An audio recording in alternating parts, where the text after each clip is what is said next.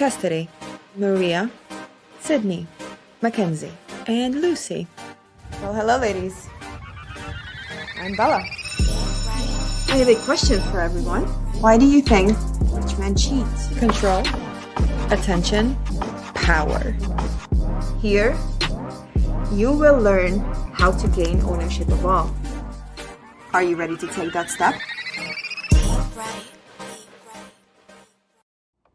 Hey everyone, it's your girl Catherine Nunez, and you're watching Real Talk with the director and the counsel on the IE Network.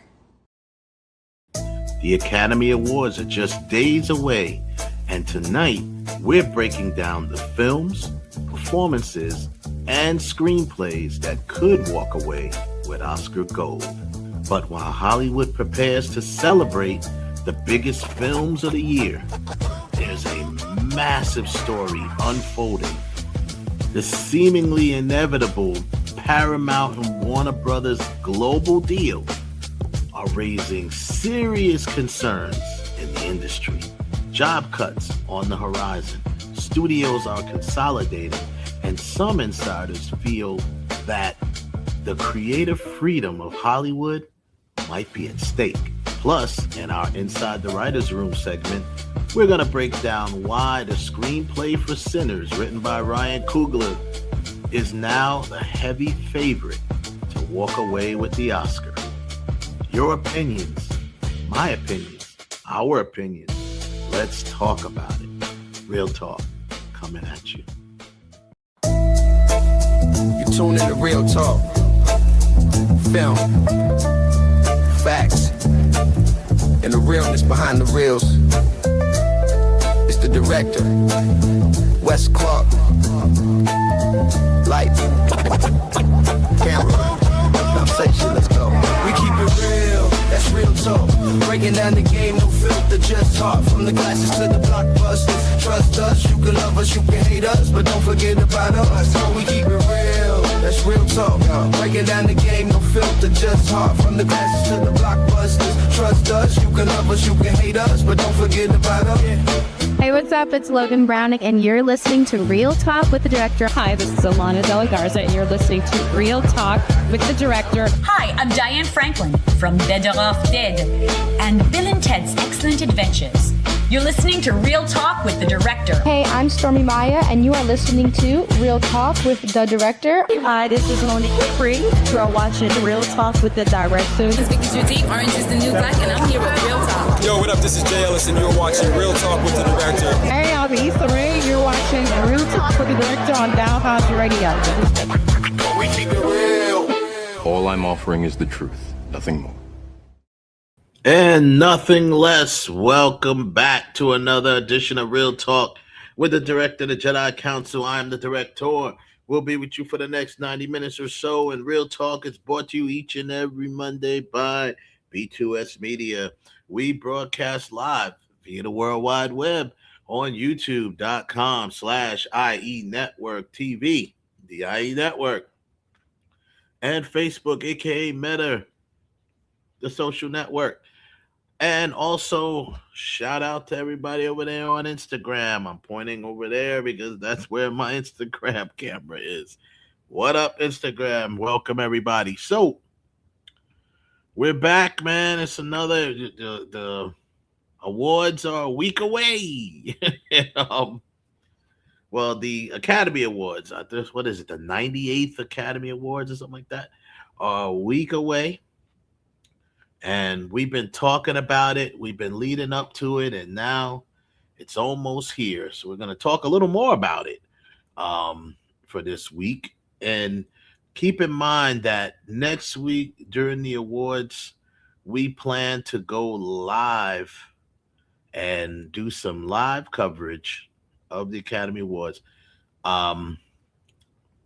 So that's our plan. It's weird because I do have a shoot that day, but I'm going to try to wrap it up early so we can go wherever I'm at. We'll just go live and do some live coverage of the Oscars, Academy Awards. It's been a good award season, very interesting award season, a lot of ups and downs and predictions and, not too many snubs on the a few snubs on the actual nominations, but nonetheless, as we talked last week, you had the BAFTAs, you had the SAG Awards or the Actor Awards. A lot to talk about coming up. We'll preview that. We also will talk a little bit about that controversial deal with Warner Brothers and Paramount. I call it controversial because that's what it is. There's a lot of industry insiders that think this deal is going to be bad for Hollywood and actually bad for consumers as well. Um, Not as great as they think it might be.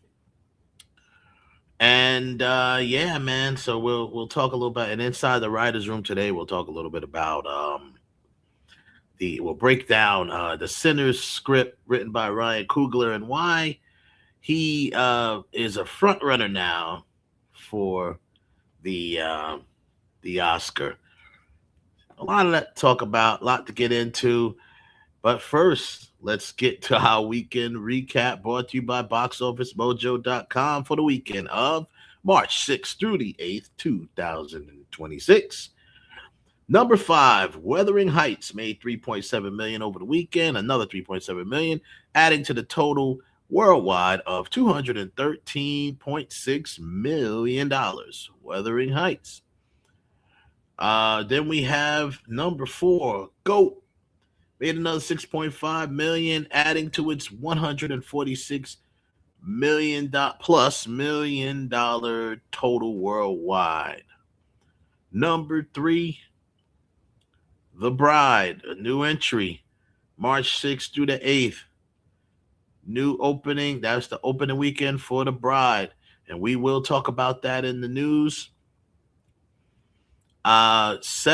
Only $7 million opening domestically, $6.3 million opening internationally for a $13.3 plus million opening weekend for The Bride. It opened in 3,300 theaters around the country, so not good. And it actually debuted at number 3 on this top 5 list. Number 2 on the list, which made another $17 million over the weekend, Scream 7. Scream 7 is now at $149.1 million, pushing the 150 mark, which is pretty good. 149, almost $150 million. And the number 1 movie is Hoppers, $45.3 million on its debut domestically, 41 over international, almost $42 million. So for an $87.3 plus million opening weekend for Hoppers. So there you have it. That is your weekend recap brought to you by BoxOfficeMojo.com. So, a lot to talk about. That's a nice little segue into our movie news segment. But before I get into that, I'm going to bring in my Jedi Council, especially.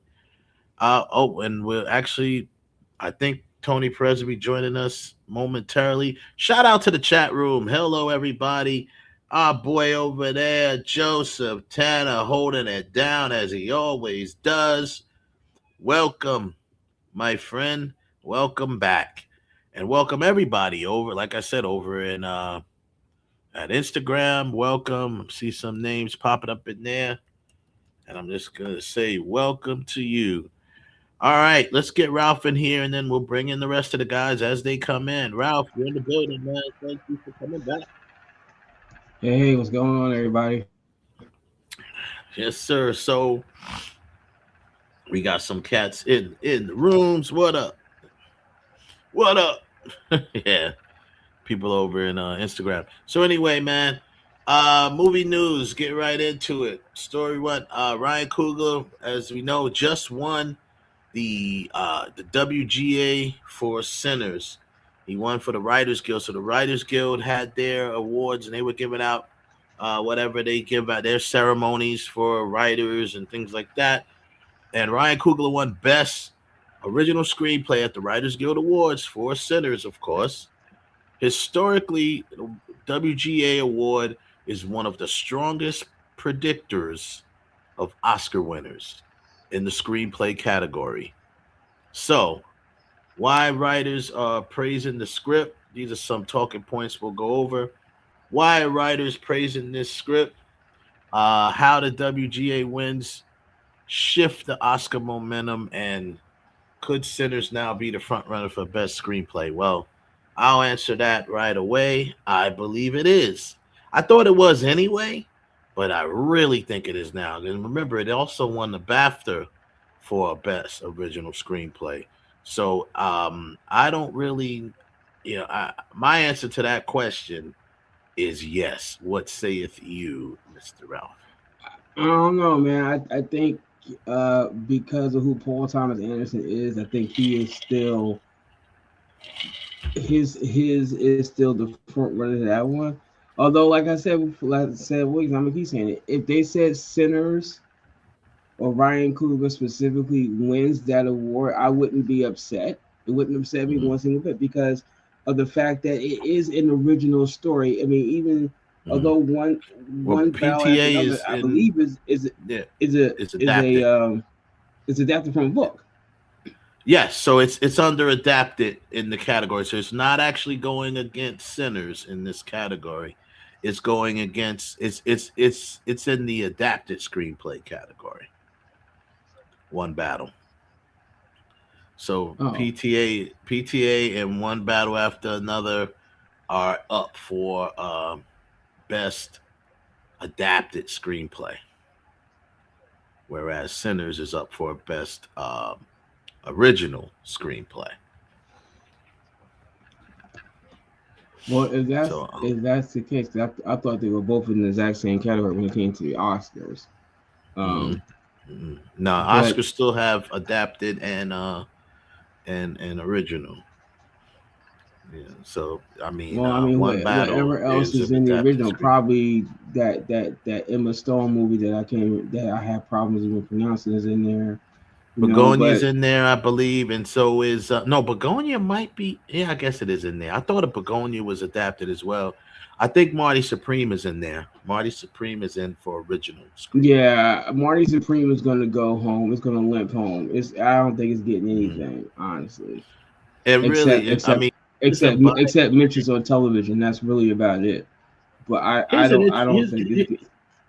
Here's an interesting question, which is not to throw it off, but if it's a biopic, is it original? It's adapted from someone's life. So it's not. Could it really be considered an original IP if it's based on someone's life? Well, no, because it is.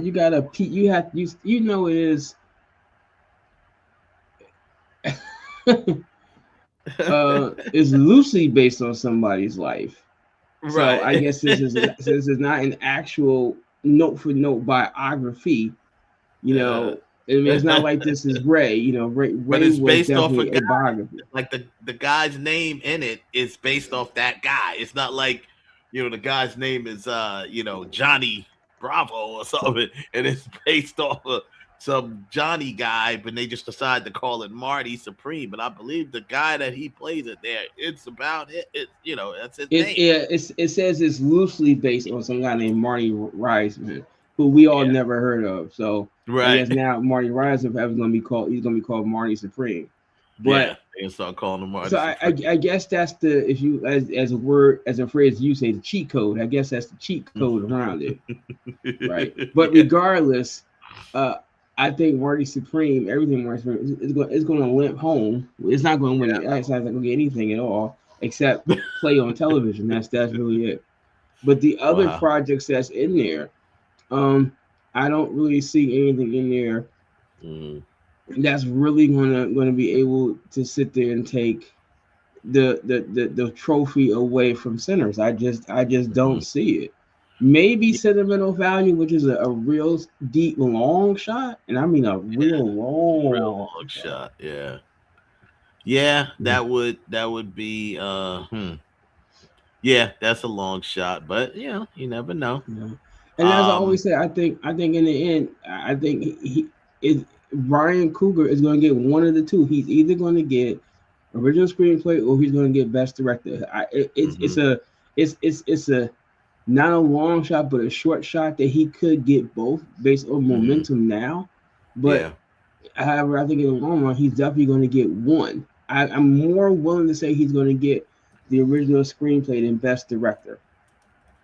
I'm more willing to say that one. But once again, if he sweeps, hey, congratulations, man. But it certainly wouldn't be someone who you say, oh man, he really didn't deserve it because the one that everybody thought that would have won was better. I'm not about to sit and say that One Ballot is better than Sinners. I'm not about to say that. It's a solid movie, but is it better than Sinners? No. It's no. I don't think so either. Here's something interesting. So, in the nomination phase, only members of the directors branch of the Academy nominate the directors. However, all eligible members of the Academy cast votes to determine the winner for the director. So that, in my opinion, favors Paul Thomas Anderson in a way. No, because no. I mean, let me explain. All I'm saying is, if it was only the directors, I would say it favors Coogler because already big prominent directors have already come out and supported Sinners, and they've all a lot of big directors from Spielberg and Nolan and a whole bunch of them, Spike Lee, the Russo brothers, like all these different people have come out and supported Sinners and it's kind of like shown their support for Sinners. If it was just directors, but all eligible members includes everybody, right? Including the actors and this and that. So the only reason why I feel it favors PTA is because, I mean, he's very well, not that Coogler isn't, but he's very well loved among actors, not just his cast that he's worked with in the past. And he, you know what I'm saying? And we always think about that. Oh, let's get him this one. He should have got one already. This type of deal. That's the only reason why I feel it does, because once again, the actors are a very, very big part of the voting process, period, because they take up the most amount of the biggest percentage of voters in voting Academy members. So that's I'm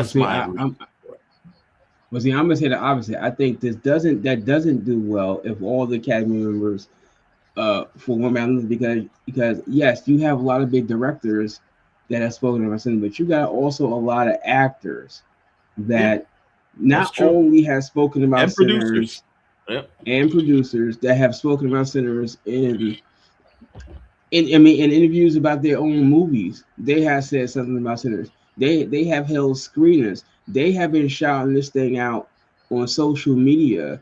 I mean, Tom Cruise. You got RoboCop sitting there saying, if you didn't see this, you had Nev Campbell sitting there promoting her movie, say, hey, I gotta give a shout out to Sinners. I'm saying so. I agree. So that kind of momentum works in Coogler's favor, right? It works in Sinners' favor. I can get with that. I mean, I have the feeling of the other way, but I hope you're right, because I would love Ryan Coogler to win Best Director. And the fact that he has history going against him, there's never been a black director to ever win the Best Director. Will he be the one to make history? Will Sinners make history 3-4 times over tonight? I mean, not tonight, but this next week. Because Ryan Coogler winning Best Director will make history, along with Autumn Akapaw winning Best Cinematography. She will make history as the first woman to ever win that category, and of course, the first woman of color to win it as well. So she'll be making history 2 times over. It's rough. It's a rough one. Only one he can't make it is an original screenplay. That's already been done. And I think there are some people in Hollywood, and we're going to stick with this. And I'm sorry if I offended my the lighter shades out there that over the past 30 years, you have had Black directors that have done movies, and some of them seem to feel that director got snubbed. Certainly, Kim Basinger on the show said about Spike Lee's Do the Right Thing. You know, a lot of people will sit there and really raise that thing for John Singleton's Boys in the Hood. And we're not even going to start talking about Get Out. I mean, that was the only, I said that last week. I can't think of a last movie that really kept the momentum going after it came out. I really said Fatal Attraction, but Get Out. I thought you did. You didn't say that? I thought you did. I didn't. I said I did say Fatal Attraction, but I've been thinking about it over a week. Get and Out. Get Out. When Get Out first came out, they talked about that for a long time. I mean, Get Out and The Sixth Sense. Funny how the ones that keep coming up are somewhat of a horror feel to it. Yeah, that is funny. That's a great point. You know what I'm saying? That hits you, and it's like, damn, I knew it was a horror movie, but I didn't see that. Nobody saw the end of The Sixth Sense coming, and I don't think nobody saw the impact that Get Out was going to give. Nobody saw that coming, but especially the ending of Sixth Sense. Right, but they held their own throughout the entire year, and when they came down to Oscar time, when they were nominated for stuff, we was like, oh damn, they didn't forget about it. But the momentum just kept going and going. Jordan and what I just said, I think some people could really sit there and say Jordan Peele should have won for Best Director. Yeah, that year. Both directors of those movies you mentioned are directors of color, and of course they did not win. The Best Director. So I think right now Ryan Coogler got a lot of steam coming up behind it, and and if you look at the support that's come from the different branches of entertainment that vote for awards over the last month, the DGA, so many other people across the world are saying that was the movie last year, not a superhero movie. Not a family-friendly movie. That one, right? Originality, a good storyline. It kept us entertained. It just floats. So, that kind of answers the question that I was gonna pose next. As I see Tony Perez has joined the chat or joined the room, the green room. I'm gonna bring him in. Welcome back, Tony. Hey guys. What's up? That kind of poses the question that you was just saying, Ralph. Why are writers praising this script so much? Some of the things you just mentioned is a reason why. It's not just writers; it's everybody that's praising the story. So if you're praising the story, you're kind of praising the script, right? So, yeah, I mean, like you said, it's original. That's the first thing. It being original IP, the impact that it has made, the fact that people have been talking about it from the moment it's come out, we're still talking about it. It's a year later now. Going into the Oscars, we're still talking about it. It's winning still awards and stuff like that. I also think, once again, everyone, especially in Hollywood, and this is not a knock on people, but it's the truth. Everyone does things for a reason.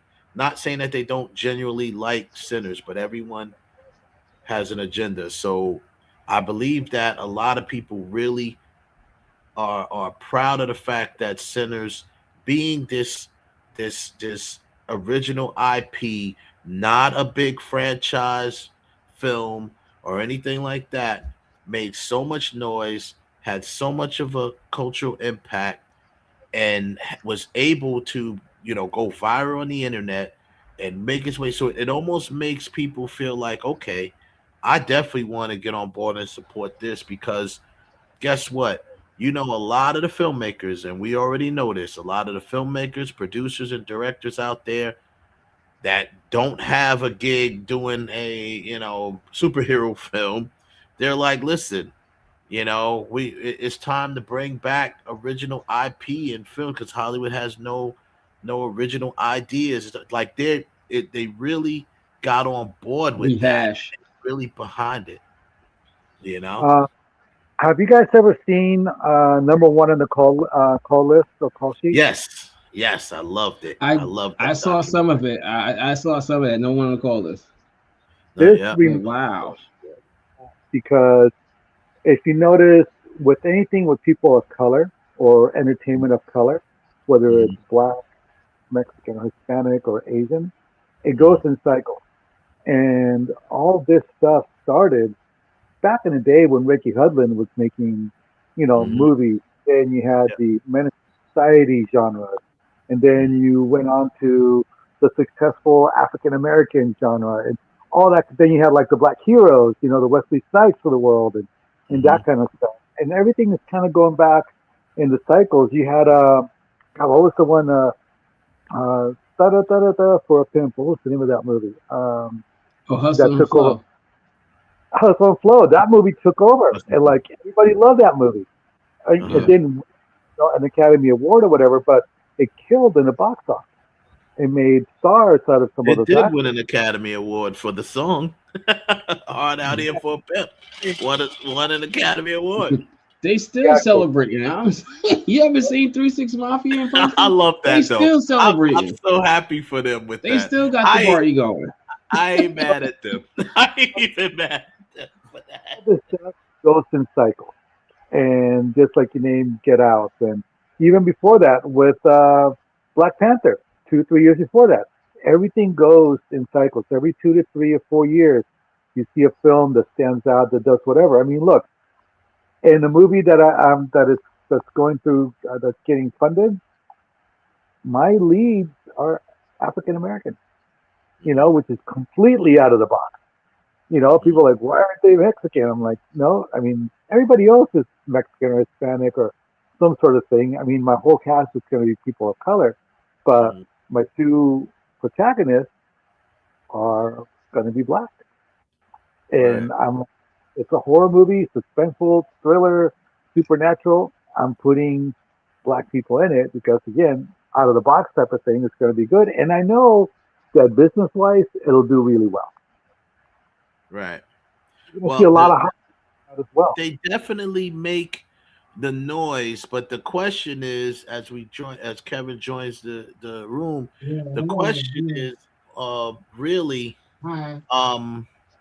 Hey, Kev, happy birthday yet? Is it your birthday yet? Is it your birthday yet?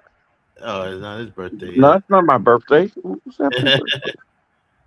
thinking. Nope. We this is Pisces season. Kev is a Scorpio. Yeah. This Pisces season. Shout out to all the Pisces out there. I F with Pisces all the time. I mess with y'all hard body. But shout out to my I got a bunch of Pisces. It's their birthday this year. I'm not giving them y'all shout outs. Y'all don't get no shout outs because it ain't your time. Sit down. I'm shout out. Sit down. I think last week shout out my daughter who was on the 5th.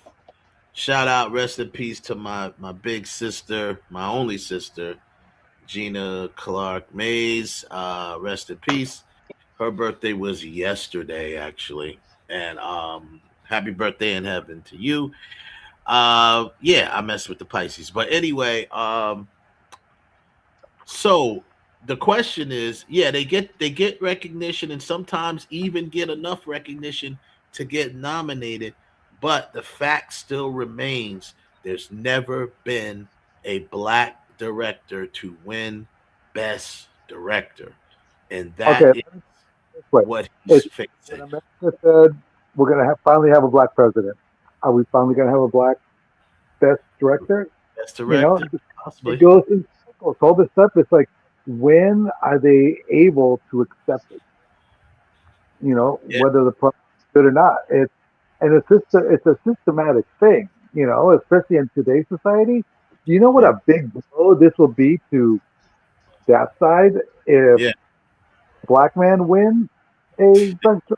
And besides everything else, and at this year's Academy Award, the whole Fox News is going to go crazy. They're going to say, "Oh, the congratulations, out here again, and all.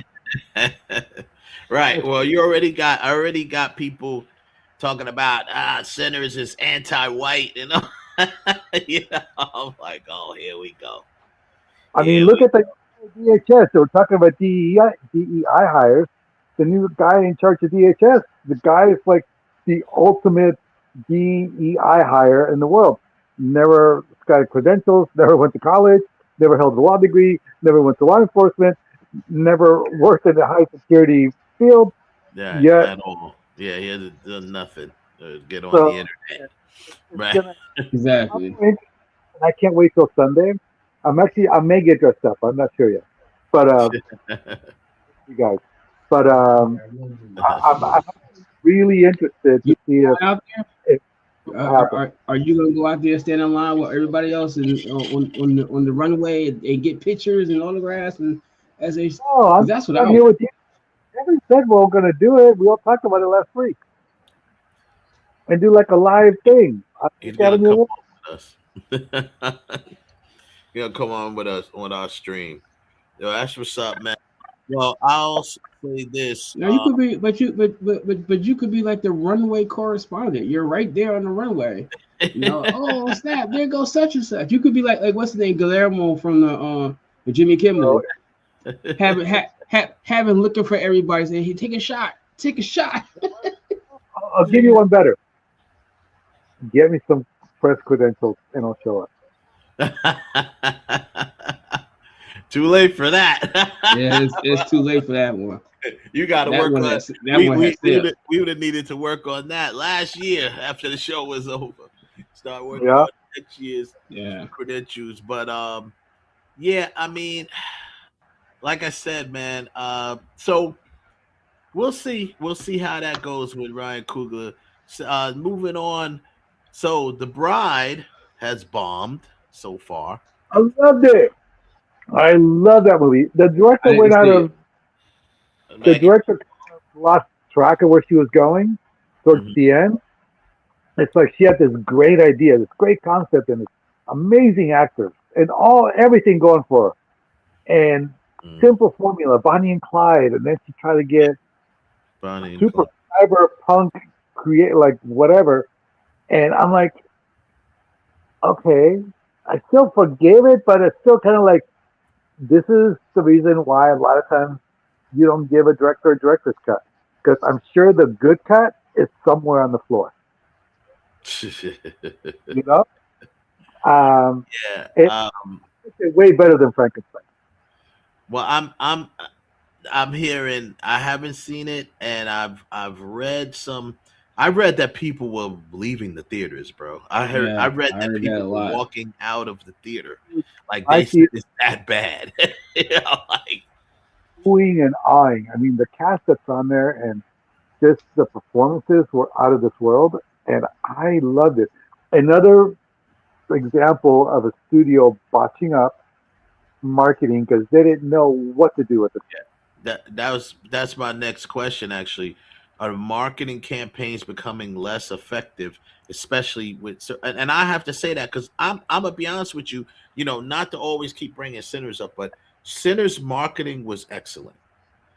The marketing for Sinners was excellent, and even after the fact, during their campaign of their marketing, their press runs, and even now the for-your consideration runs, they're getting so much exposure and love. Ryan Coogler just dropped. He's little by little dropping behind the scenes, what's that called? The screen tests of the actors and stuff like that, and he's commentating them. This is stuff that hasn't dropped on the Blu-ray or nothing like that. And I mean, people are loving it. They're sucking it up, and I'm like, yo, why is everybody not? I mean, the marketing for this movie. It was bad. I don't even remember. I saw one trailer for it. I don't remember seeing about it. It hit the street. See? You know, with movies like this, it could be in social media, it could be the streets. They hit the street. You can't. I mean, dude, I've had in my early 2000s my distribution company. I had street teams nationwide. That's how my little crappy movies Not all of them were crappy. Some of them were really good. You know, your stuff was good, but That stuff was good. That's right. Block TV, baby. you know, I was dude, TV was everywhere. It was in the little mom and pops. It was in like Target and stuff too. But I was like, you know, the people that saw it, you know, they was picking them up. You know, word of mouth, and you got to hit the streets and let them know what's going on. And put some posters up. Put some. It was Dinners had that. Dinners had that. See, and they hit the. They didn't blanket the whole city. They went to the places that the audience was at. They're like, okay, we're going to start with this audience, and this is going to be where it's going to grow, and then from there we're going to go to this level. Then from there we're going to go to this level, and then we're going to expand it after that. And studios don't do that anymore. They think they're going to throw some money out in social media and do whatever. They don't even do social media correctly. I took AI marketing, but they don't even do social media correctly. You know, Ralph had a point to make. Sorry, Ralph. Yeah, y'all not gonna like it, but this is exactly what I said last week when we were talking about the whole Paramount thing. When you guys are saying, well, they can't do this, and I said, all it takes for a movie. This is a Warner Brothers movie.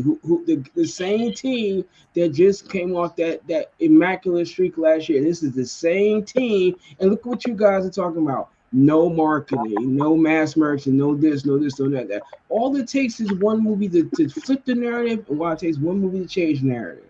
And look, and look at 2 straight weeks.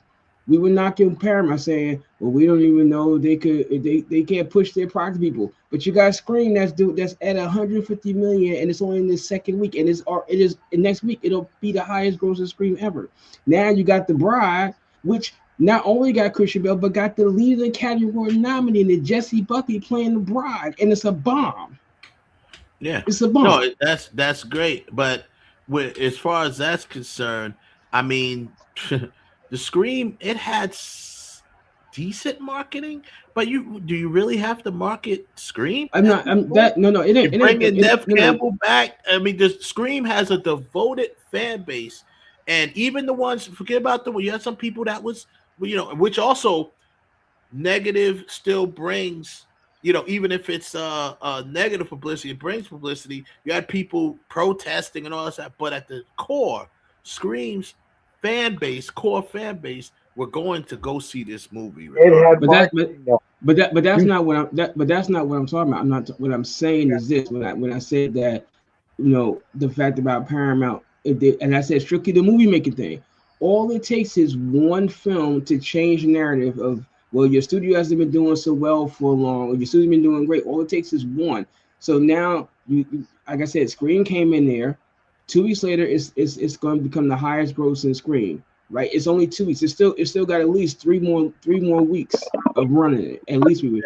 Now you got The Bride that, like I said, got the leading person for this weekend's Academy Award playing The Bride, and it's a bomb. And it's the exact same team that did all those 7 movies that they put out last year that was open to 40 million plus.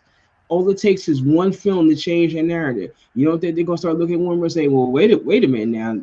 You got Jesse Buckley in it who's about to get an Oscar. You got Christian Bale in it. You got Maggie Gyllenhaal that was directing it, and you guys couldn't push it.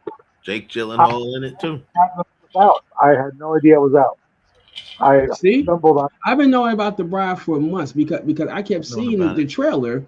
I was looking forward to it. I didn't see it because I had a bunch. I still got Fashion Week stuff, Fashion Month stuff going on. So I was at 2 fashion shows this weekend, so I couldn't go see Bride. I was going to see it this weekend, but that's my entire point.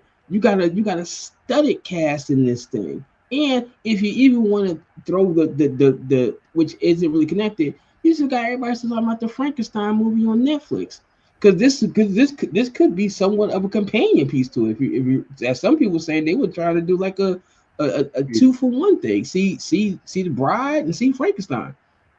Bam, bomb. Yeah, well, it bombed, but an expensive bomb too. Yeah, $90 million to make it. When you throw in marketing, that's another $20-30 million. That's $120 million, and they ain't gonna come nowhere within half of that money. No, they're not. Do any promo, do any social media, do anything about? No, nobody. They dropped.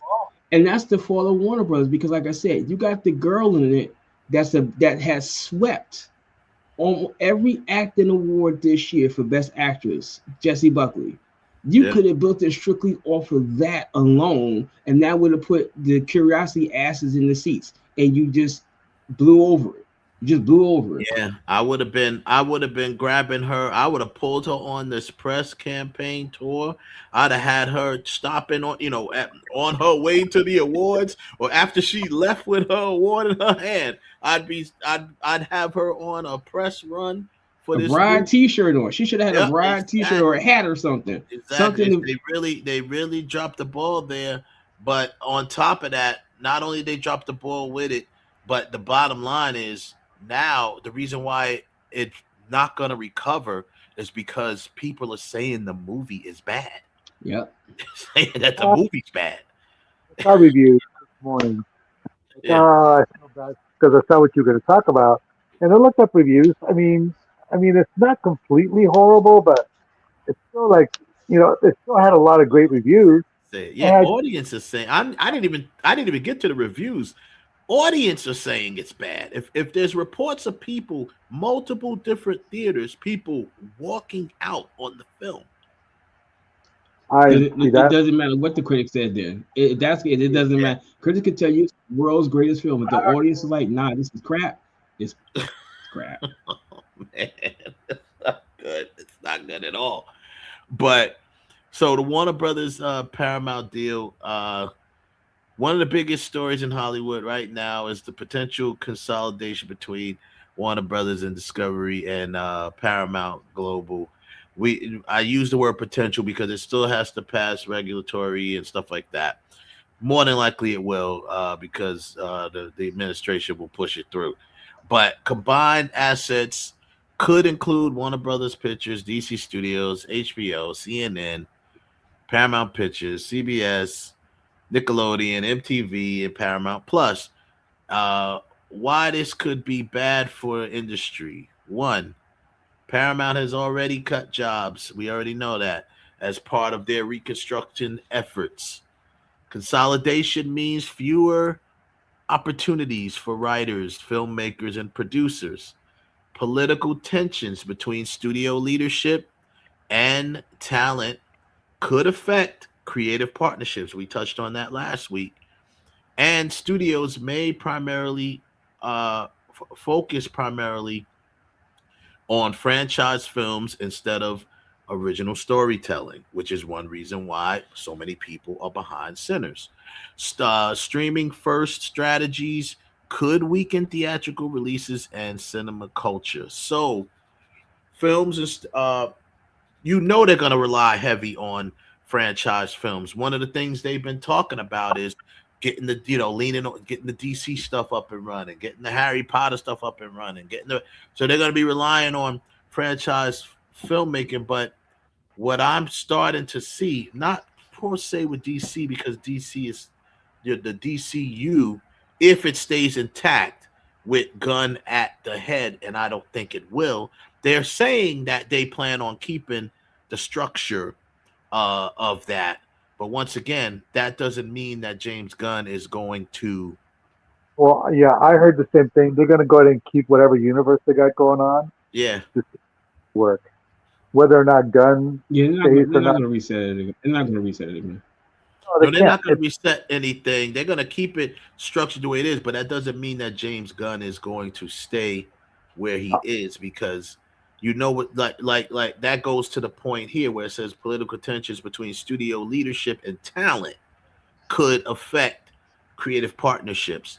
That is going to be the biggest issue. It's the funny thing is, this new regime, this new leadership is going to be heavily influenced by politics.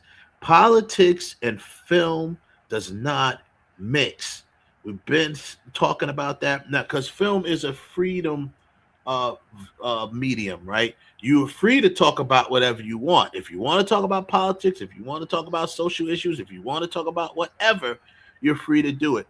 But when you have politics with their hand on it, talking about, we don't want you talking about these particular topics. We only want you talking about topics that is accepted by what we think should be talked about or movies made about. Now you're going to have an issue with creators. You're going to have an issue with directors. And James Gunn did not sign up for the DCU to have somebody telling him how he can write and what he can write about. He's not gonna stay. Even if they're gonna wait for him to say, nah, I don't want to mess with that, because so they don't look like the bad guy, because they're promising the DCU fans that they're gonna keep the structure of the DCU, which I do agree they will do, because it'd be stupid to reconstruct it. But when it's already a slate and all that stuff of movies coming out, but that doesn't mean James Gunn is gonna stay on board, because no real creator wants people telling them, hey, you know, oh yeah, this film is good, but they're getting notes talking about, you know, like if they were to get the notes for Superman, which they did. When I say they, I mean the right and the far right, they did not like Superman. They had a lot of, you know, Fox News was killing Superman, calling it woke Superman and all this other stuff. So now imagine if this was the situation, they'll be sending notes back to them saying, yeah, the movie's good, but you know, take out that you know, what was he, like a Pakistani guy? I don't know what he actually was, but take that guy out. You know, we don't want him to be the one who helps Superman up. You know what I'm saying? Take that out. You know, well, they had that scene where Superman cried for him because he got killed. You know what I'm saying? I saw Homeboy tweet out about the leftist agenda, and that goes to the media and all that stuff. And he made a nod towards the owner of Paramount, like, you know, like, you need to get rid of the extreme leftist agenda and all that. Yeah. And you tell me that his new board, the entertainment board that he's got, Stallone and all these guys that are all super right wing, are not going to bend the knee to him and be advisors to this new merger. Yeah. And even today I talked to Australia, they're going to go ahead and remove their female soccer team players that are Iranian, and, you know, that's a good move. And I'm like, when is he like, I mean, it's not going to be good. I mean, it's not, and that is one, that to me, that's the main thing. Now, once again, we talked about last week, and we said, we already know Paramount has already cut jobs. They've already cut jobs, and there'll be more to come. More jobs will be cut as they consolidate and all of this stuff, and whether it's people from Warner Brothers losing the jobs or whatever the case, but that, you know, they may not bring anybody over from Warner Brothers, or not too many. And on top of that, Donnie did was he said he's going to keep CNN being independent, which I was very surprised to see.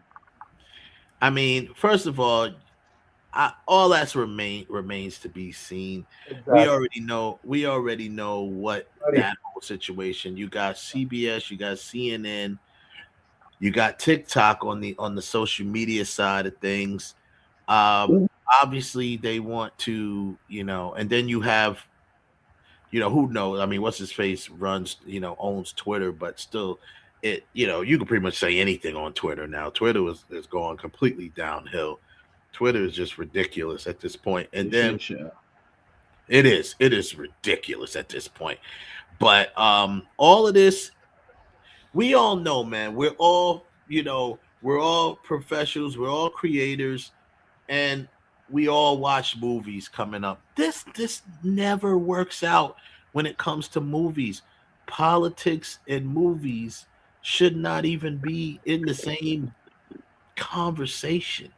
Not in that aspect. If you making a movie about politics, that's different. But politics should not be running the film industry. It's never been that way.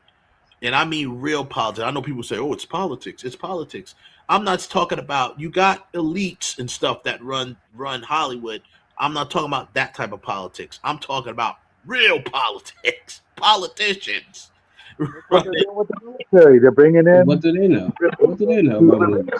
I mean, to the military. It's like, no, that's supposed to be separate. These guys don't care. They really don't care. So It doesn't everything. matter. And they're going to ruin.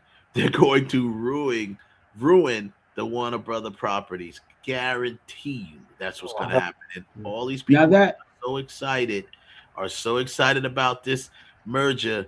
They're going to get a rude awakening. I'm going to say this. I do think that the only politicians that should have say so is when it's a military-based film, because you don't want the military to look bad. I'll go with that one. Okay, well, I mean, if you're gonna say, what happens is that's why if you're a real filmmaker, you get military people to consult on your films and stuff like that.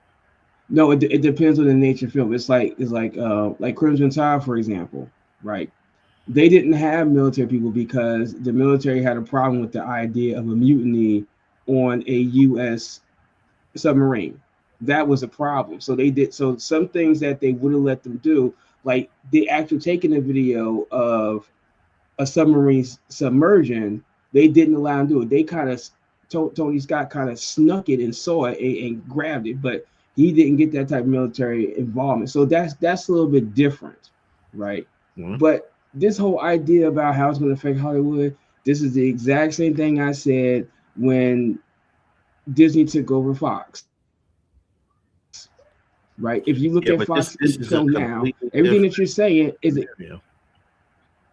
No, it's not. The metrics may be different, but from what you said about the filmmaking, how they're going to rely more on IPs, most of the stuff Fox has put out since got acquired, sucked up by Disney, has been the IP. What real original movie have they really put out? You put out Alien Romulus. You put out Predator's Badlands. You gave us another Avatar. There really isn't any original films. And if you did put original one out there, as we just said with The Bride, no real mass marketing, no real notification that it's a Fox movie, right? Mm-hmm. This if Paramount buys Warner Brothers, they're going to be $78 billion in debt. 78. Do you know how many movies you're going to have to make to get out of that debt? That's just to get back to zero. And how many movies in how many years? That means you're gonna look.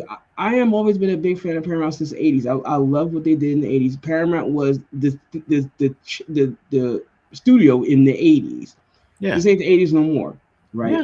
But you're gonna have to have a run like that in film and in television to erase that debt. And at least if you would have did this back then, you could sit there and say, well, we could even throw VHS tapes in there. We go make a shit ton of money off that one.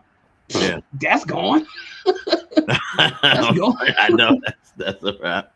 Yeah, no, that's true. And remember, they still have it. You know, to be able to have to make all of these movies to either sustain getting out of that debt. And remember, there's still the 45. It's only a 45-day window before it goes to streaming. You know what I'm saying? So it's gonna be tough to have movies, to make enough movies to sustain that. Yes, you have great big IP properties as far as franchises, but the question is, will it be able to sustain? That is the question, because they've already, like I brought out before, they've already experienced a decline in one of their franchises. I would have thought that Mission Impossible would have made almost $1 billion. That's what I would have thought. I don't know why. I don't know. Reason why is because it's number one, it was presented, at least at the time, that it could be the last one. Second of all, it was a continuation for one that did do well. None of the Mission Impossibles have come nowhere close to $1 billion. Not one of them. A 500, 600 million. Yeah. With it being the potentially last one, I would have thought it would have made up that way. Even if it didn't make $1 billion, I would have thought it would have made somewhere up there. No, and even Tom Cruise. sevens, eights. Nah, and even Tom Cruise, as great as he is, and there's no doubt that the man is great. He's only got one movie that's got over $1 billion, and that's the second Top Gun. Nothing else he's made has come anywhere close to $1 billion. Nothing. Well, I mean, there's not a lot of movies that make $1 billion. I'm just saying. I'm talking about him as an actor. He hasn't been in a film, with the exception of Top Gun, right? Mm-hmm. That he, especially with him being the star, the producer, the executive producer, maybe the damn cameraman. He hasn't done any film that's gone anywhere near $1 billion, with the exception of Top Gun. And why? Because it was a nostalgia thing, and we were coming out the pandemic, and it was hitting all those right. No, Mission Impossible was never going to go nowhere near $1 billion. Now, if you want to say maybe 758, I'm still going to say, I still say no, it ain't going nowhere. It's 5 to 600 is what it sits at. You know, that's what it sits at, right? Yeah, well, but.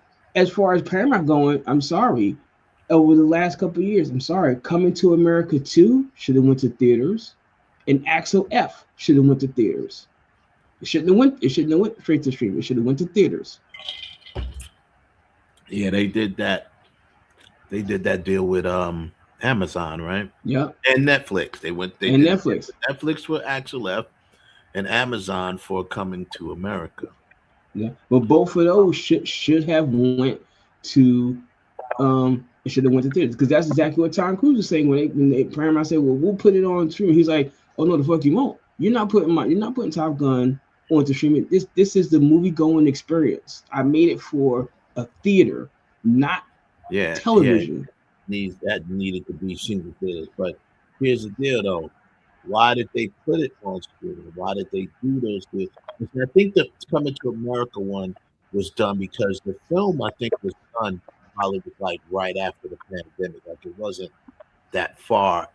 I don't even know. They might even have shot it during the pandemic, but it was right after or something like that. So it was done way earlier than when they released it. But you know, that's probably why they decided to do streaming. But because they obviously one, you know, was not completely confident that people were going to go support it at the theaters, and because of whatever reason that was going on at the moment. So that's why they decided to do that. I'm gonna say this: if Coming to America 2, after we waited all that time for a sequel, if you could put Top Gun in theaters, which theoretically is a 2-year longer wait between Top Gun 1 and Top Gun 2 than Coming to America 1 and 2. Eddie Murphy had been riding this wave with the don't call me, my name is Dolomite. Like he had basically turned himself around again, where now like I want to see an Eddie Murphy movie. You would have put Hakeem back in the theater. Yeah. Once again, the nostalgia factor. Us as Black people, we would have went to go see it. People, fans of Eddie Murphy, would have went to go see it. Axel F, maybe I might give you the card that would maybe not, because the third one wasn't that great. But even Axel F, you brought back the original 3 cops. The only person that didn't come back was the captain. Bogomil, he didn't come back, but you brought back Taggart. Yes, it would have been a nostalgia factor, but it still would have made a decent chunk of money. It wouldn't have went straight to streaming, and now it's just died. I mean, when was the last time any of you guys said, "Hey, you know, I think I want to go see Axel F. I think I'm gonna put it on my Netflix and watch Axel F." You probably saw it the first week or two it came out, and they never looked at it again. Same thing with Coming to America. Since they first came out, you ain't looked at it again. It's not going to come on television. It's not going to be on TBS or TNT or CNN or ABC or nothing. That's not going to happen because, I mean, well, that is even if it came out in theaters, it probably wouldn't be on TV and all of those. It'd be in streaming by now because, as we know, that is the future. That is not just the future. It's the now. And obviously, I agree with you. I feel Black people would have supported Coming to America. But I guess Paramount didn't have the faith in it to do that, to try to put it in theaters, at least not at the time that the deal was made. So that has to be why they decided not to do it.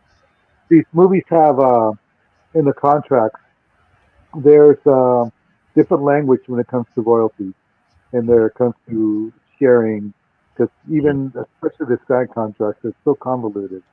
Regarding rev share and payments and all that kind of stuff. I mean, there's different formulas which destroy budgets and destroy profits. You are, and you're not entitled.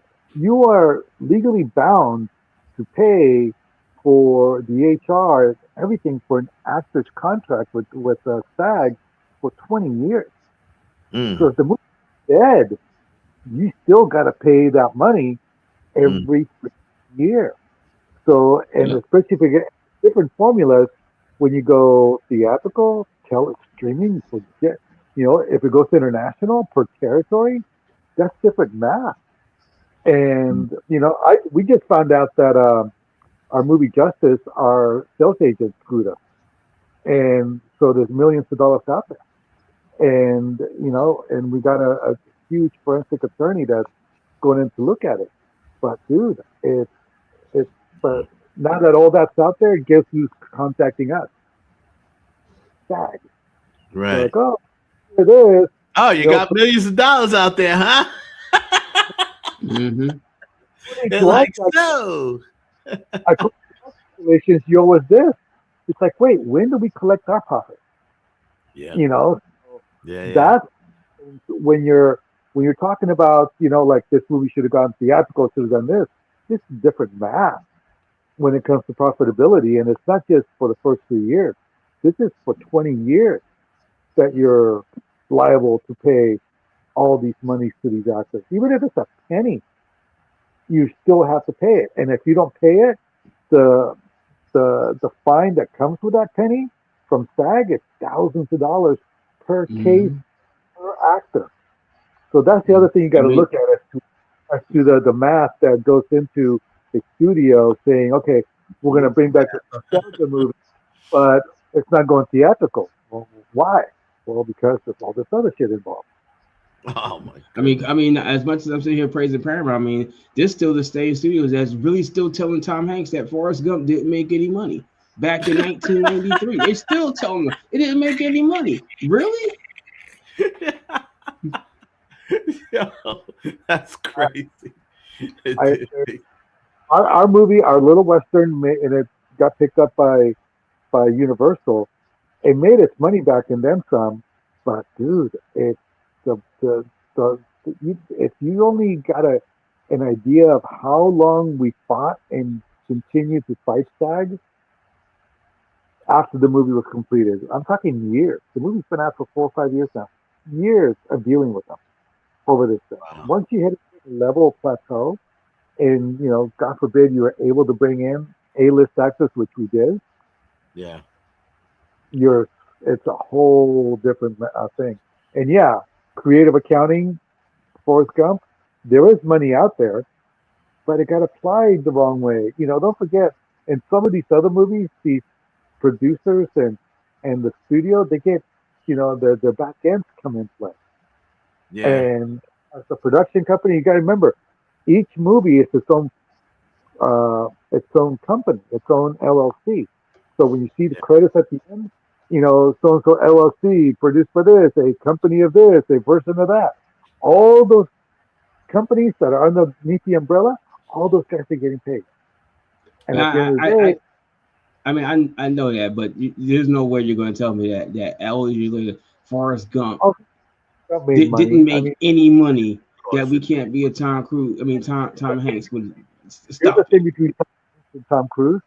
Tom Hanks is like, oh, okay, he's America's grandfather or granddad or whatever they call him.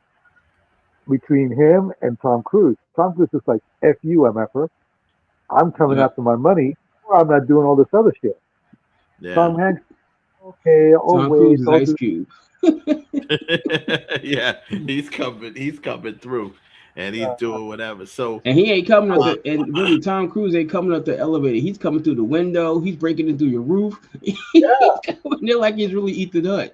I mean, he's really Ethan. And you see Jason Statham is a great example. Jason Statham, that guy's movies go to theatrical all the freaking time. That's because he's a bulldog, dude. Directors like quit movies that he's working on because him and his producing partner are dogs. They just can come in and completely take over a movie. And he's got directors crying, producers bawling. How the hell did we get this guy in here? And they have no juice. At the end of the day, it's like, I'm Jason Statham. You know, if you don't like it, I'm going to kick you in the face. I mean, that's the type of. You don't like it, I'm going to kick you in the face. That is crazy. That's the difference that you get between certain actors, you know, that are like, F you, pay me. And then the actor's like, okay, I'll wait, you know, just let my manager know. You know, that's what you're dealing with. And I just gave you two extreme examples, but that's the world Hollywood lives in. Yeah, that's the world they live in. So we'll see how that pans out. Now, with, you know, obviously the Oscars right around the corner. We talked a little about last week. We made our Oscar predictions last week, but now it seems like it almost seems like with all the years, everyone talks about these different films and they've been talking about them, but it's definitely starting to feel like it's going to be between One Battle and Sinners for winning most of the major categories and technical categories in some cases. You know, a lot of the front runners that people were talking about beforehand has slipped out of the conversation a little more. Ralph feels that Marty Supreme is going to limp away from the Oscars this year with not any wins. Yeah. Just TV shout outs. Marty, you're gonna have you are gonna have one surprise. There will be one surprise. They have to do it. You know, there will be surprise. At least one surprise. You know, well, I mean, to me, I'll be surprised. For me, as much as I'll be happy, I'll be surprised. I just don't know if they're ready to give it to a black man yet. I'll be surprised if Ryan Coogler wins Best Director. I think it's going to PTA. I think it's going to Paul Thomas Anderson. Or the surprise out of that would be like Chloe Zhao or something like that for Hamnet. Yeah, but that would be. I agree. That'd be the shock if she won. Yeah, if she won. That's the surprise I'm talking about. But right now, I'm going to change my vote. I'm going to go with Ryan Coogler getting good, but there is the surprise. And I will say this on Sunday when we're all live. I want to see all your reactions, but I think Ryan Coogler now, I'm going to change my vote. I think he's going to get Best Director. You think he's going to get Best Director? It would be interesting. I'm hopeful that he does, but I'm very skeptical that he will. Only because it's almost just like we just been shunned so many years in a row. Every year that there is a black director even nominated for Best Director, it's the question: will a black director finally get it? Will a black director finally get it? And I'm more confident that they'll get Best Picture than him getting Best Director, only because I just feel like so many people have endorsed the movie itself of it winning Best Picture, and because of the impact that it made, of course, it deserves Best Picture. But none of these movies that are in this category were talked about as much as Sinners. None of them. Any one of them. They have not been talked about as much as Sinners. There was a few years ago called Mad Max Fury Road, where everybody said, "Oh, you know, he's not going to get anything," and he wiped the floor. Yeah, that night. And you never know; it might be the same thing here. It's possible. Know. I mean, I'm not being negative about it. I'm just, you know, my gut is telling me otherwise. But I did say that it will win. I think I said Sinners will win half of the awards they've been nominated for. I think they'll win 7 or 8 awards. I'm leaning more towards 7, but it's possible they can get 8. But if they were to get, I mean, I don't care if if they swept the major awards such as director and picture, actor and writer, I would love that. You know what I'm saying? But somewhere in there is going to be a surprise. Surprise could obviously come, and it wouldn't be a surprise because at this case, people still would be surprised if Michael B. Jordan wins Best Actor. Like I said, I'm just playing the percentages, and I believe he will based on history telling us that he will. And they just had, an upset. I'm trying to remember who was that one person that didn't win it. I looked it up once, but I don't remember who the person was. I know for the females, one of those people was Demi Moore, who didn't win. I told you it was Sylvester Stallone. But he Stallone didn't win. No, but that's not for best lead. He wasn't the lead. Oh, best lead. Best supporting. Yeah. I was for best. This was for best lead actor. I'm not sure who it was, but we have to look that up. But so I'm looking for it.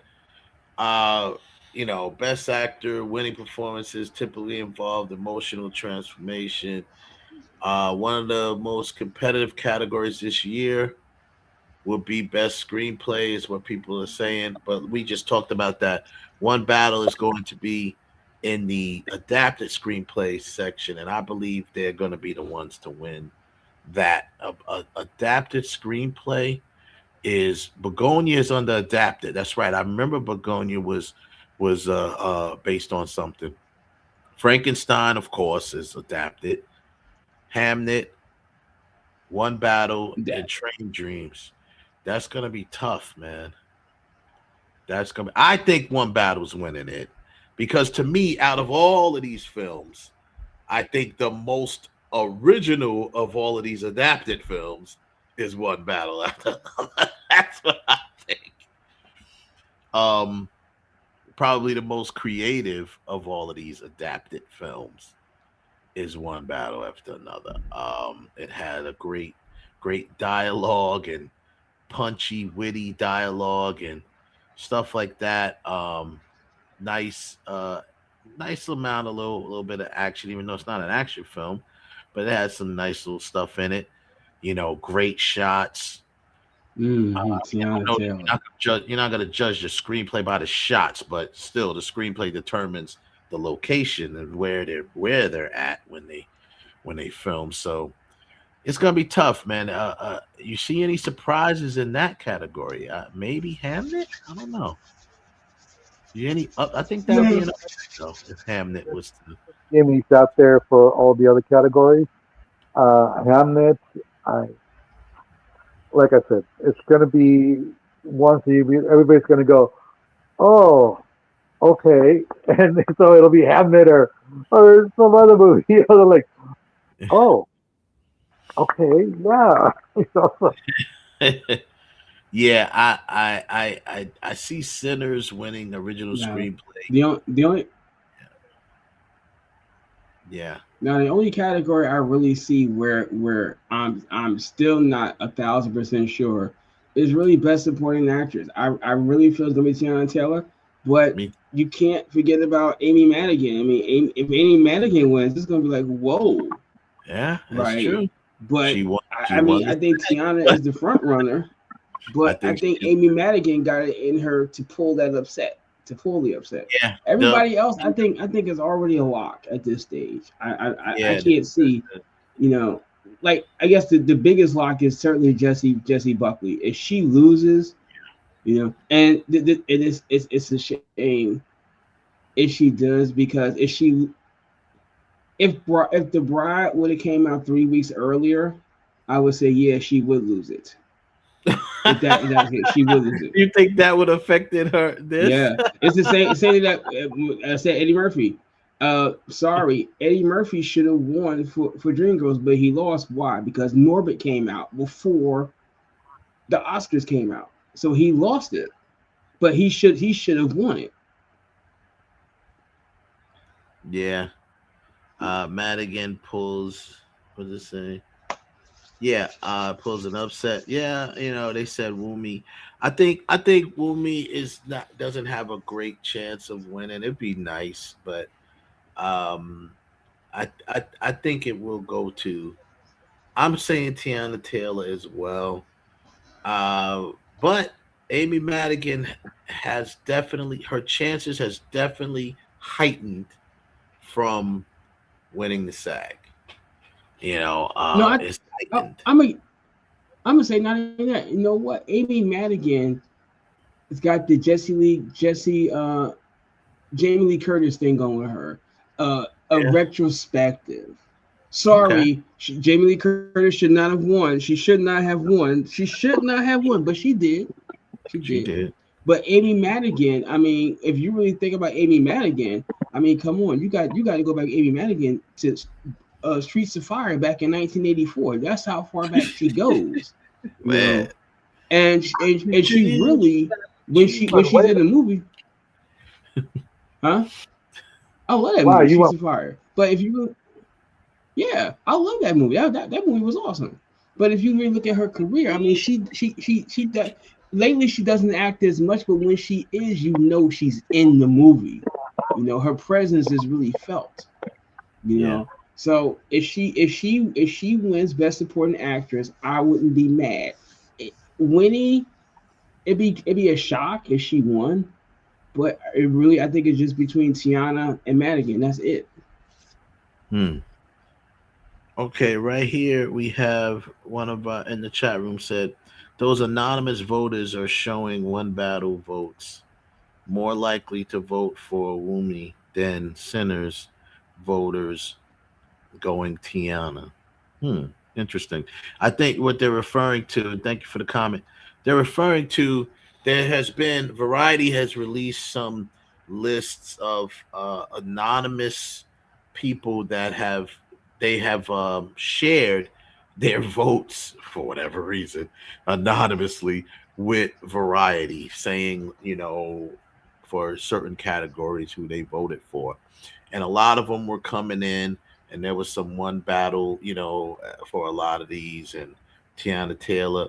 So yeah, that was weird to me that that happened, but people were telling Variety, yeah, I voted for this movie and I voted for that movie, but they remained anonymous when they did it. Allegedly, they were Academy voters. So we'll have to see about that. How they said, granted, if it was according to anonymous voters, then Cruz would have won lead over Chastain in 2021. Yeah, I mean, I don't know how much that affects everything, but they were saying any there drama, was an any anonymous. drama. The world Dirk moves with drama. I mean, there's at this point you need a little bit of something to make everybody think. I mean, that's all to get people talking about it and stuff like that. I think that actors in the academy, except for the executives, I think the actors for the most part, and a lot of people in the academy are pretty straight. The only people that are anonymous are the executives.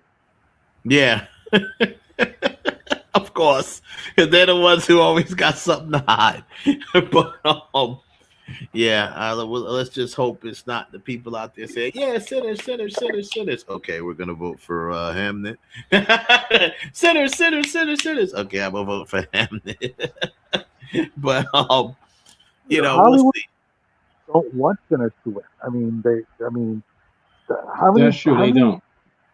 how many black movies do they have in the slate coming up that you see besides Michael Jackson? Not very many. Nope. You know, why would they want that movie to win? I don't know, man. I don't know. That's what I'm saying. And that's where you have to be a little bit of nervous about it. But I don't know, man. But I wanted to. I We really made up, huh? hope that it gets. I do hope that it gets its due justice, and I think that the system is ready. And there's nothing more that I'd like, and a lot of it, this is more than I like, is for the right to be freaked out over the winner. Yeah, that's true too. That is definitely true. I'm still gonna say, and we made our prediction last week. I'm still gonna go with. My gut is telling me that Paul Thomas Anderson will win Best Director. Um, but I do feel deeply that Sinners will win Best Picture. Um, and yeah, they'll win Best Picture. Best Actress, we know is I've said Jessie Buckley. Original screenplay, I believe, is going to Sinners, and I believe that um, One Battle will win adapted screenplay. I think it's going to be the Sinners One Battle night. That's what I think. Ultimately, because you got the main categories with actors. Because the way my predictions went, you got Sinners winning Best Picture. You got One Battle director winning Best Director. You got Sinners actor winning Best Actor. You got One Battle's actress winning Best Actress. Then you got One Battle's actress winning supporting. Not One Battle. That's Hamlet's gonna win an actress, but that'll be that one little. But One Battle winning Best Supporting Actress, I think. Adapted screenplay will go to Sinners. One Battle. Original screenplay will go to Sinners. Then it's all toss up with all the other categories, but except for, to me, I feel that score and song should be a lock for Sinners, but the dark horse for, not dark horse, but the one thing that scares me about original song is the K-pop Demon Hunters song. That scares me in that category. I wouldn't be surprised if that won for best song. Another one you're like, oh, okay. yeah. Oh, is that? But I wouldn't be surprised because that movie and that song, and it's gonna win Best Animated Movie. It has to. It's gonna win it. I think. I think that's Utopia too. Big, but I think K-pop Demon Hunters, the once again the cultural impact that it made, and internationally what it did. I don't know. I think that one might walk away with Best Animated. It'll be between that and Zootopia, but I think because of that international appeal, and the Oscars have been appealing more to international. They've been trying to bring in more international audiences and stuff like that in the last years. It's doing a lot of the productions. Netflix has what, like $300 billion in production right now? It's open up in Indonesia. That's true. What? And that's a Netflix film. K-pop Demon Hunters. So I think it'll win that, but I wouldn't be surprised if it won Best Song. But I believe I Lied to You will win it. But I wouldn't be surprised if that one. We know Ruthie Carter do her thing, and I believe she'll win for the wardrobe, costume design. Everything else is a toss up, except for me. I feel there's nothing shouldn't beat out F1 for sound. Sound in F1 was just amazing. I don't think anything should beat that out. I'm still very surprised that Jurassic World wasn't in there in Best Sound. For sound, I was surprised. Great. They always are great with sound. I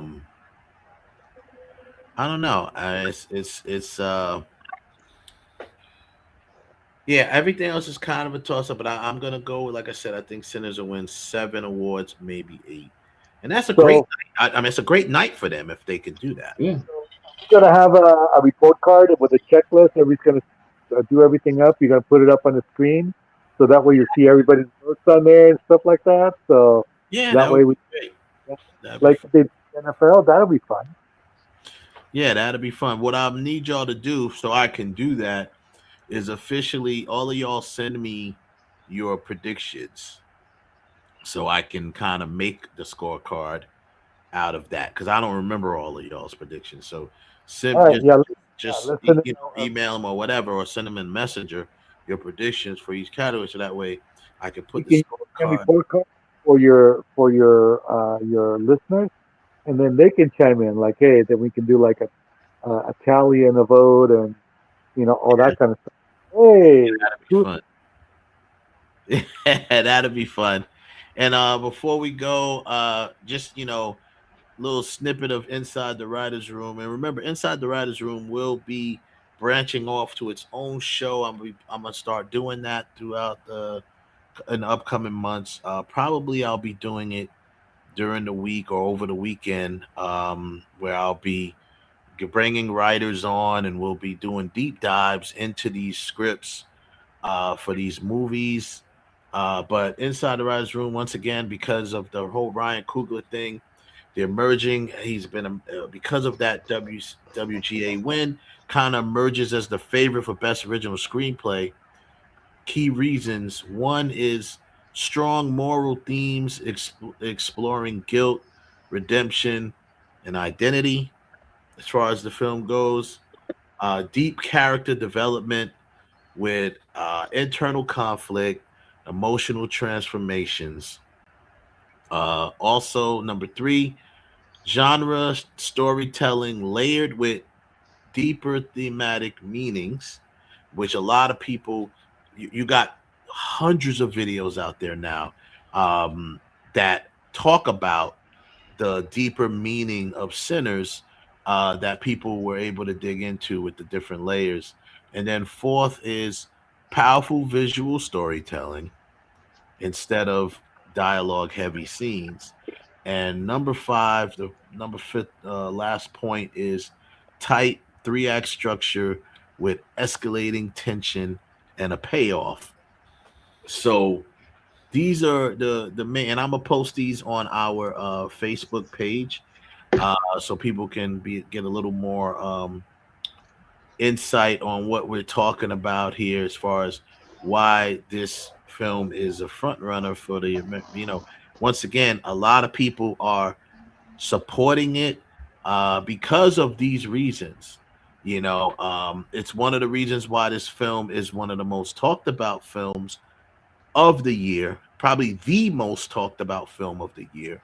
It went viral because of that's why I made all these points. The deep character development, or with the internal conflict, emotional transformation, the genre storytelling, all of that stuff. Then you got the witty, punchy dialogue. That's what made it go viral. The punchy dialogue, the good, colorful characters that was in it. Enough, you had Delroy Lindo's character, who really brought a lot of the kind of like the comic relief to it, but not in a way of him being a clown or a comedy. He just was a naturally funny character, because of the way the character played out. But a lot of that stuff really helped it go viral. A lot of directors and writers are just praising it because of these five, mainly because of these 5 points that I put down. And we'll go more into it on the Inside the Writers Room show. That I was going to wait until after award season to start dropping those, so we have more to talk about, right? So, but that should be fun. Make sure coming up, you guys, all the viewers out there, get a chance to check that show out. I'll promote it as it comes up. So like I said, we did our final prediction, so there's no reason to do final predictions again. But I will if you guys can send me your predictions, send them to me. Right, and I will create like a scorecard and stuff like that, and we can have fun with it when we stream it next week on the Oscars. I mean, or about here on Real Talk about the Oscars. But that's pretty much that. Final words, anybody? Do you have any one big surprise? Who is going to be your big surprise, if any, for the Oscars? Do you have it? Winning. Huh? Ryan Coogler winning. Well, that will be a big surprise. Yeah, Ryan Coogler sweeping. Ryan Coogler sweeping director and screenplay. So he would be sweeping would be director and screenplay, and I mean best picture kind of too because he's the producer, so he would get an award for that. Yeah. And dude, look, how did he win for that? Ryan Coogler's making out like a bandit. He's got so much from the box office and back end and all that stuff, and the separate paychecks and line items. He is a happy guy regardless, up to this point. Of course, he's happy to be there. You know, and he's so set for the next 2 years. I promise you that. Yeah, but he come this far. We want to see it. We want to see it rock. But anyhow, y'all definitely tune in next week. I'm gonna put some more promotion out there. Let y'all know when to. I already got promoted the show. It's out there already. The people know to come back and join us and hop on if you want to. And I also going forward, I got a couple of guests coming in the next few weeks that should be interesting. So anyway, we'll see y'all next week. And you know how we do it, man. Love us, hate us, don't forget about us. Thank you for everybody that joined us. Shout out to everybody in the chat room. Shout out to over there on Instagram and Facebook. Yay. Yeah, we will see you. Kevin, I hope you're feeling better, buddy. Yeah, man. I hope of course, Kev, feel better if you're not feeling well. Yeah, thank you guys. I appreciate it. Of course, my brother. So yeah, man, next week we'll have some fun with it. Make sure I don't know if you heard, Kev, make sure you send me your predictions for the Oscar. We're gonna make a little scorecard up that we'll keep track as the Oscars are going on, just to have fun with it as we go along. What does the winner get? Yep, cool beans. I don't know. We'll have to figure that out. Starbucks card is something if you get. Side bragging rights, yeah. All right, y'all. Peace out. Deuces. The Oscars is a celebration of movies, stories that move us, and performances that stay with us. But the industry itself is changing through streaming, consolidating, and shifting of studio power. As Hollywood celebrates the films of today, the real question is what the future of filmmaking will look like tomorrow. I'm Wes Clark for the Jedi Council. This is Real Talk.